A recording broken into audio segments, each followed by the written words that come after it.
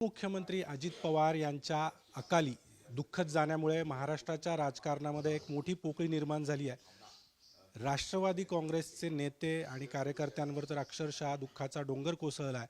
आपल्यासोबत नाशिक जिल्ह्यातले राष्ट्रवादीचे नेते नरहरी झिरवाळ आणि आमदार हिरामन खोसकर आहेत।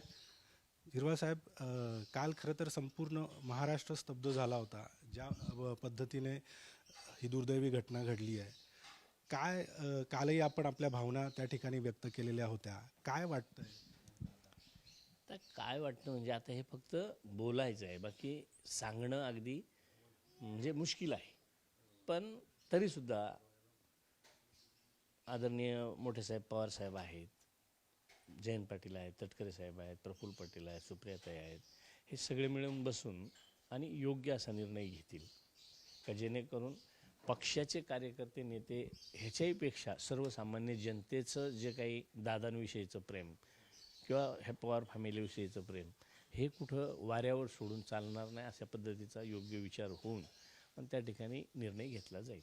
काल आपण सुनेत्रा वहिनींचं नाव घेतलं होतं। काल जी चर्चा होती का अंत्यविधीपर्यंत आपण म्हणतात तसं निस्तब्ध लोक एकमेकाला भेटत होते, पण काय बोलायचं हे कोणालाच सुचत नव्हतं। कशासाठी आपण जमलो हे सुद्धा नीटचं असं कोणाला खात्रीनं वाटत नव्हतं का आपण अंत्यविधीला आलो आहे। अशी परिस्थिती स्मशान शांतता काल होती। अंत्यविधी झाल्यानंतर बाहेर पडताना सगळ्या लोकांमध्ये एकच चर्चा, आता पुढं काय, आता पुढं काय म्हणजे पक्षाचं काय, पवार फॅमिलीचं काय, सुप्रियाताईंचं काय, सुनेत्रा वहिनींचं काय, ह्या तिसऱ्या पिढीचं काय, असा सगळा विचार चर्चा त्या ठिकाणी होती। अनेकांचं म्हणणं होतं का आता सुनेत्रा वहिनींना उपमुख्यमंत्रीपद दिलं पाहिजे, उपमुख्यमंत्री केलं पाहिजे का जेणेकरून ते एक दुखवटा सांत्वन का जी वर्षानुवर्ष आज दादांनी केलेलं काम, पवारसाहेबांनी केलेलं काम, सुप्रियाताईंनी केलेलं काम किंवा ह्या पक्षातल्या प्रमुखांनी केलेलं काम हे एकदमच त्याला ब्रेक करणं किंवा एकदम ब्रेक होणं हे कुठंच कोणाला म्हणजे पसंत नाही आहे। काय आपल्या दादांबद्दलच्या भावना आहेत? कारण अनेक वर्ष आपण सोबत काम केलेलं होतं, नाशिक जिल्ह्यातही अनेक दादांचे दौरे झाले होते। दादांचा संबंध एवढ्या वर्षाचा आल्यानंतर दादांच्या विषयी सांगणं असं काही निव्वळ शॉर्टमध्ये आहे असं काहीच नाही, कारण दादा दादाच होते। दादांचा अगदी रोखठोकपणा, वक्तशीरपणा, स्वच्छता, ह्या ज्या काही गोष्टी आहेत ह्या मला वाटतं क्षणोक्षणी शेवटच्या श्वासापर्यंत अनेक वेळा आठवणीत येतील का हे दादांसारखं किंवा असं दादांसारखं झालं पाहिजे। असे आदर्शवत दादा होते। कामाच्या संदर्भात सुद्धा तसंच होतं। एखादं काम होणार असेल होणारच, नाही म्हणलं नाही, होणार नसेल तर नाहीच म्हणणार। दादांची हा सगळा स्वभाव जो होता, दादांनंतर आपण सुनेत्रा वहिनींचं नाव घेतलं, हा सगळा वारसा कोण चालू शकतात? शेवटी कोणाच्या तरी हातात देऊन तो चालवलाच गेला पाहिजे, त्याला सगळ्यांनी मिळून सपोर्ट केला पाहिजे। सुनेत्रा वहिनीसुद्धा चालवू शकतात। पक्षात अन्यही ज्येष्ठ नेते आहेत, पक्षाच्या अन्यही जबाबदाऱ्या आहेत। अन्य जबाबदाऱ्यांमध्ये आहेत ना, सुप्रियाताई आहेत, प्रफुल्ल पटेल आहेत किंवा जयंत पाटील आहेत, असे प्रमुख नेते आहेत, भुजबळ साहेब आहेत, असे सगळी लोक आहेत। सगळ्यांनी मिळून ठरवलं तर पुन्हा पक्ष एकदम व्यवस्थित चालू शकतो। उपमुख्यमंत्रीपद सुनेत्रा वहिनी, हा म्हणजे त्या घराला कुठंतरी आपण काही समाजानं दिलं किंवा देऊ केलं तर त्यांनाही ते समाधान वाटेल, दादांच्या आत्म्याला शांती लागेल। हिरामन खोसकर देखील आपल्यासोबत आहे। दादा, अनेक वर्षांचा ऋणानुबंध राहिला आहे, आपले नेते होते। खरं तर सगळ्याच महाराष्ट्राला या सगळ्या घटनेमुळे मोठं दुःख झालं।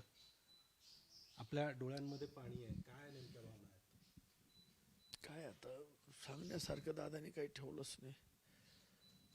काय सांगावं दादाच्या बद्दल, या आठवणी 2 दिवसात तिसरा दिवस आहे, मला काय बोलावं काय करावं।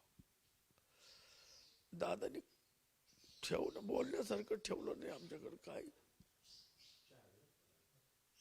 वाईट। आता फक्त माझी सगळ्या नेत्यांना, मी लहान माणूस आहे, फक्त त्या कुटुंबाला दादाने जे केलंय लोकांसाठी त्या सगळ्या नेत्यांनी एकत्र येऊन त्या कुटुंबाच्या पाठीमागे राहावं हीच माझी इच्छा आहे. जे निर्णय व्हायचं ते होतील, परंतु या अडचणीत दादांना सोडून हीच आमची इच्छा आहे, बस बाकी काहीच नाही. सगळे, मी तर लहान माणूस आहे, सगळे नेते आहेत, सगळ्या नेत्यांनी एकत्र राहून त्या कुटुंबाच्या पाठीमागे राहिले तर दादाला काहीतरी वाटेल कमी. जनतेसाठी केलं, लोकांसाठी केलं, जे काही ज्या आमदारांसाठी केलं ते आमदार माझ्या कुटुंबाच्या पाठीमागे आहेत, त्यांना सुद्धा श्रद्धांजली होईल अशी माझी इच्छा आहे. बस पुढचा निर्णय मी नाही बोलू शकत. सुनेत्रा वहिनींना उपमुख्यमंत्री करावं, त्यांच्याकडे धुरा द्यावी असं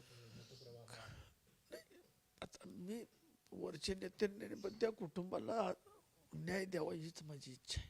ते कोणाला द्यावा, काय द्यावा, ताई सुनता ताईला द्यावा, त्यांच्या कुटुंबाला द्यावा, पण त्या कुटुंबात द्यावा की दादानी एक काम उभं केलं, ते काम खरं दादाला वरती का मी केलेलं काम माझ्या पाठीमागं माझ्या कुटुंबाला घटना झाली, घटनेतून हे वर राहिलं, त्याच्या पाठीमागं त्या कुटुंबाला जर काही न्याय दिला तर 100% दादाला श्रद्धांजली होईल. आपण अनेक वर्ष दादांसोबत होतात, दादांच्या कामाचा धडाका सर्वांनाच माहिती आहे. आपल्या काय दादा माझ्यावर चिडले कमी समजायचं, माझं काम झालं. आता एक मंगळवारी दिसलो नाही का, खरे तू का आला नाही, शिकले हिरा म्हणला फोन कर रे, का आला नाही, नरारी काय जीव लावला माझ्यासारख्या सामान्य कुटुंबातला. मला कुठलाच वारसा नसताना जिल्हा परिषदला सभापती करायला माझ्या सुनाला वरून फोन आला, दादाचं नाव डिक्लेअर झालं, दादाचा फोन, हिरामांच्या सुनाला सभापती करा, मला सुद्धा सभापती करायला. म्हणजे लहान लहान गोष्टी दादापासून आम्हाला या माझ्या कुटुंबाला मिळत गेल्या.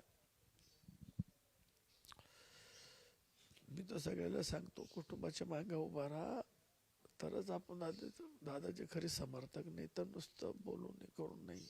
त्या कुटुंबाच्या पाठीमागे सगळ्यांनी 41 मधून 40 जे सगळे पदाधिकारी आहेत त्यांनी, सगळे कार्यकर्त्यांनी, नाही तर सत्ता गेली काही हा इकडं तो तिकडं बोलतो पळतो, अशी पळून नाही. संकटात खरं दादाच्या कुटुंबाच्या पाठीमागे उभं राहिलं पाहिजे. मधल्या काळात 2 राष्ट्रवादी वेगळ्या झाल्या होत्या, आपण अजितदादांसोबत गेले होते. पुन्हा एकदा महापालिका निवडणुकीच्या तोंडावर दोन्ही राष्ट्रवादी एकत्र होण्याची चर्चा. दादाच्या सोबत गेलो होतो. मला मोठ्या साहेबांनी पुण्याला बोलवून घेतलं की तुला काँग्रेसचं तिकीट मिळणार नाही. मोठे साहेबांनी बोलवून घेतलं, जयंत पाटील साहेबांनी बोलवलं, मला पुण्याला बोलवलं. फोन आला का तू अर्जंट पुण्याला ये. पुण्याला गेल्यानंतर सगळी मीडिया बाहेर होती, मला बागीच्या बाजूनं बोलवलं. हिरामनजी मला आवेज साहेब घालायची लाज वाटायची. मोठे साहेब तुम्ही थांबू नका, तुम्ही दादाकडे निघून जा, तिकीट देणार नाही. त्याच्यानंतर आपल्याला दादांकडून तिकीटही मिळालेलं होतं. मधल्या काळात आता नाही दादाकडे तिकीट मिळायच्या अगोदर काँग्रेसचं जे चालू होते, काँग्रेसकडे आमचे दौरे चालू होते, त्यावेळेस मला साहेबांनी बोलवून घेतलं का तू दादाकडे निघून जा, काँग्रेस तुम्हाला जागा देणार नाही. थोराताच्या डोक्यात फार मोठा राग आहे. घरी आल्यानंतर दुसऱ्या दिवशी जयंत पाटील साहेबांनी बोलवलं. जयंत पाटील साहेबांनी पुण्याला संपत नाना, मी संदीप भाऊ गुळे आम्ही गेलो. त्यांनी सांगितलं का तुम्ही दादाकडे निघून जा, काँग्रेसला जागा सुटत नाही आणि आम्हालाही पण देते नाही. जसं शरद पवार साहेबाची काँग्रेसची उद्धव साहेबाची युती होती, त्याच्यात उद्धव साहेबांनी नाव लावून धरलं तर माझं, परंतु जागा थोरात साहेबांनी सांगितलं याला उमेदवारी द्यायची नाही.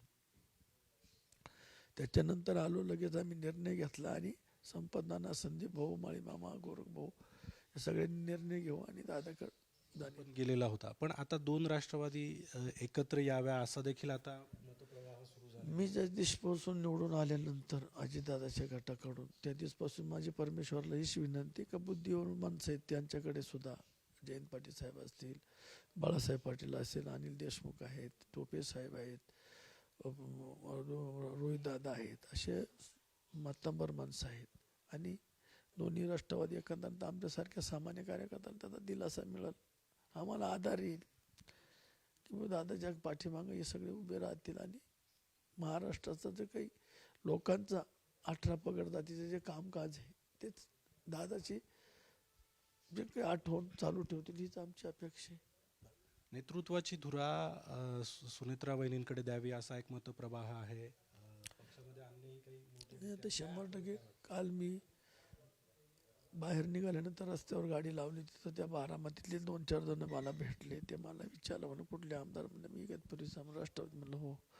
त्यांनी मला विचारल्या सगळ्या घटना. म्हणते म्हणा आता त्या कुटुंबाच्या हाती दिलं पाहिजे आणि ते त्या ताईला दिलं पाहिजे, असं त्या लोकांची भावना, तिथल्या स्थानिक लोकांची. 5-7 जण होते. माझी संपत नानाची त्यांची गाडी लेट आली, आम्ही उभा होतो. त्यांनी मला विचारलं, माझ्याकडे बॉडीगार्ड होता, त्याच्यामुळे मग तुम्ही आमदार आहे का? म्हणलं हो. कुठले? म्हणलं इगतपुरी त्र्यंबकेश्वरचे. वाईट झाली म्हणजे आमची हानी भरून नाही निघणार. म्हणजे तुमचंच नाही, पूर्ण महाराष्ट्राची हानी झालेली आहे. ते म्हणे आता त्या कुटुंबात दिलं पाहिजे. म्हणलं आपण आम्ही सामान्य माणसं काय, परंतु दिलं पाहिजे असं प्रत्येकाची भावना आहे आणि ती केली पाहिजे. आपण पाहतोय की अगदी हिरामन खोसकर यांना अश्रू अनावर झाले होते अजितदादांबद्दल बोलताना. आता कालपासून जो मतप्रवाह सुरू होता, अजित पवारांनंतर उपमुख्यमंत्रीपद, त्यांचा वारसा हा सुनेत्रा पवार यांना दिला जावा, अशाच पद्धतीच्या भावना राष्ट्रवादीचे आमदार आणि नेत्यांकडून व्यक्त केल्या जात आहेत. त्यामुळे आता राष्ट्रवादीची धुरा येत्या काळात नेमकी कुणाला मिळतीये हे पाहणं महत्त्वाचं असेल. कॅमेरामन प्रवीण काळबांडेसह अभिजित सोनवणे, साम टीव्ही, नाशिक.